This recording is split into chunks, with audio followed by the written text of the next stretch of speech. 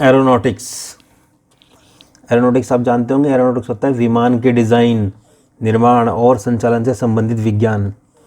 ठीक है, इसको बोलते हैं aeronautics. Science dealing with design, construction and operation of aircraft. तो जो डिज़ाइन करते हैं विमान को या उनका निर्माण को या उनके संचालन से संबंधित जो भी साइंस है उसे पढ़ते हैं, वो आती है अंडर द एरोनॉटिक्स में आती है वो, है ना। वह एरोनॉटिक्स की पढ़ाई कर रहा है ताकि वह एक एरोस्पेस इंजीनियर बन सके। He is studying aeronautics to become an aerospace engineer.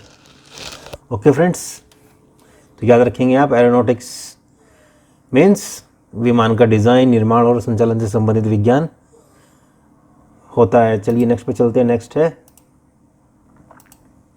Aesthetic. Aesthetic होता है जो वस्तुओं में सौंदर्य का अनुभव या सौंदर्य शास्त्र के बारे में जो जानता है ना, वो होता है एस्थेटिक।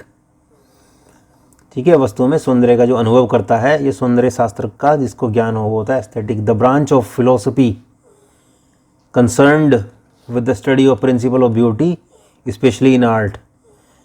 एग्जाम्पल्स को समझते हैं। उसकी पेंटिंग में उसकी सौंदर्य दृष्टि झलकती है। हर एस्थेटिक सेंस, उसका जो एस्थेटिक सेंस है is reflected in her paintings. उसकी पेंटिंग में उसका जो है अनुभव, ये सौंदर्य शास्त्र झलकता है ना। उसका एस्थेटिक, हर एस्थेटिक सेंस उसकी जो पेंटिंग्स में झलकता है। तो याद रखिएगा, एस्थेटिक होता है वस्तु में सौंदर्य का अनुभव या सौंदर्य शास्त्र। चलिए नेक्स्ट पे चलते हैं। नेक्स्ट है एफिडेविट। एफिडेविट आपको पता ही होगा क्या होता है, शपथ पत्र। ठीक है, एक सर्टिफिकेट सा होता है, आपने देखा होगा एफिडेविट, उसको बोलते हैं शपथ पत्र। रिटन स्टेटमेंट, एक लिखा हुआ स्टेटमेंट कन्फर्म्ड करता है बाय ओथ और अफर्मेशन, जो आपकी रजामंदी या ओथ को कन्फर्म करे, ऐसे एक रिटन स्टेटमेंट उसको बोलते हैं एफिडेविट। एग्जाम्पल समझते हैं। उसने अदालत में सबूत के रूप में एक शपथ पत्र प्रस्तुत किया। He submitted an affidavit as an evidence in the court. Okay friends, ये याद रखना है आपको, एफिडेविट होता है शपथ पत्र। नेक्स्ट पे चलते हैं। नेक्स्ट है एफिनिटी। एफिनिटी होता है प्राकृतिक लगाव। किसी चीज़ से जो प्राकृतिक लगाव हो उसको बोलते हैं affinity. Having a natural attraction to, किसी के प्रति प्राकृतिक लगाव, उसको बोलते हैं एफिनिटी। सेंटेंस से समझते हैं। उसे शास्त्रीय संगीत के प्रति लगाव है। She has an affinity for classical music. शास्त्रीय संगीत के प्रति लगाव, एफिनिटी फॉर क्लासिकल म्यूज़िक। तो याद रखिएगा आप, एफिनिटी होता है प्राकृतिक लगाव किसी चीज़ के लिए। नेक्स्ट पे चलते हैं। नेक्स्ट है एफ्लुएंट। एफ्लुएंट होता है धनी, जिसके पास पैसा हो काफ़ी, उसको बोलते हैं धनी, यानी जो वेल्दी है। Having an abundant of money, जिसके पास बहुत आयत, अबंडेंट यानी बहुत आयत में मनी हो, जिसके पास बहुत आयत में मनी हो उसको बोलते हैं धनी, एफ्लुएंट। एग्जाम्पल से समझते हैं। वे एक धनी इलाके में रहते हैं। They live in an affluent neighbourhood. Affluent होता है धनी, पैसे वाला। चलिए नेक्स्ट पे चलते हैं। नेक्स्ट है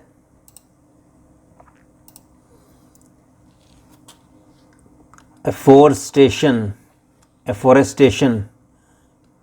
फॉरेस्ट, इसमें देखो फॉरेस्ट है बीच में, फॉरेस्ट, इसको याद रखिएगा आप। एफोरेस्टेशन हो गया वृक्षारोपण या वनीकरण, पेड़ पौधे लगाना है ना, तो इसको बोलते हैं वृक्षारोपण करना या वनीकरण करना।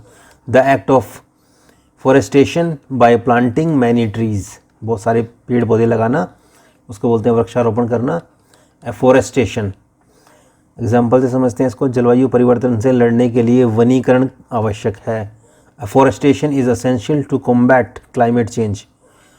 एफोरेस्टेशन यानी वृक्षारोपण यानी वनीकरण यानी पेड़ लगाना। चलिए नेक्स्ट पे चलते हैं। नेक्स्ट है एजेंडा। क्या होता है एजेंडा? जब किसी मीटिंग वगैरह में जाते हैं, कोई मीटिंग आप प्लान करते हैं, बिजनेस मीटिंग हो गई या कोई भी मीटिंग, उसमें आपने क्या क्या डिस्कस करना है उसको बोलते हैं agenda. Items of business for consideration at a meeting, कौन कौन से आपको आइटम डिस्कस करने हैं, आपने वो कंसिडर किए मीटिंग के लिए, उसको बोलते हैं एजेंडा। समिति ने बैठक के एजेंडे पर चर्चा की। The committee discussed the agenda for the meeting.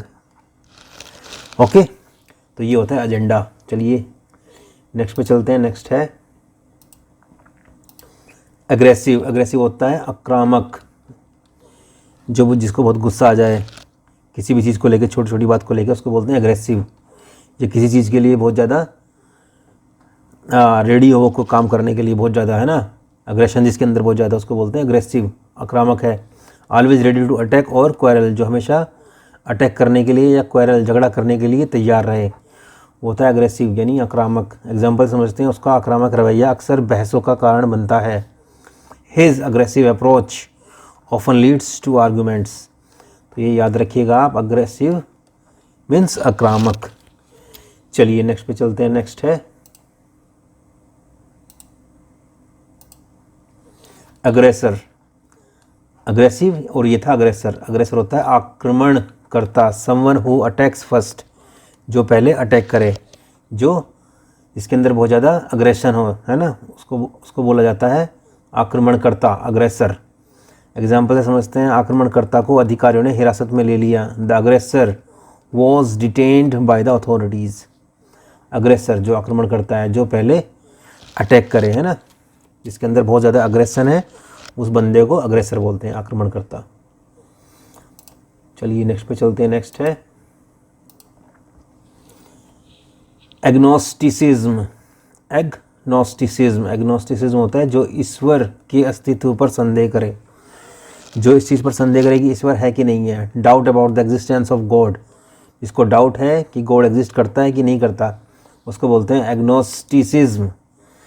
Example से समझते हैं, उसका अज्ञेयवाद उसे कई धार्मिक मान्यताओं पर सवार करने के लिए प्रेरित करता था। His agnosticism made him question many religious belief, है ना, क्योंकि उसको विश्वास नहीं था कि भगवान है नहीं है, इसलिए वो कई सारी धार्मिक जो रिलीजियस बिलीफ है उस पर वो विश्वास नहीं करता था, क्वेश्चन था उसको विश्वास करने के लिए, तो उसको बोलते हैं एग्नोस्टिसिज्म, यानी जो ईश्वर के अस्तित्व पर संदेह करे या जो ईश्वर के अस्तित्व पर विश्वास न करता हो।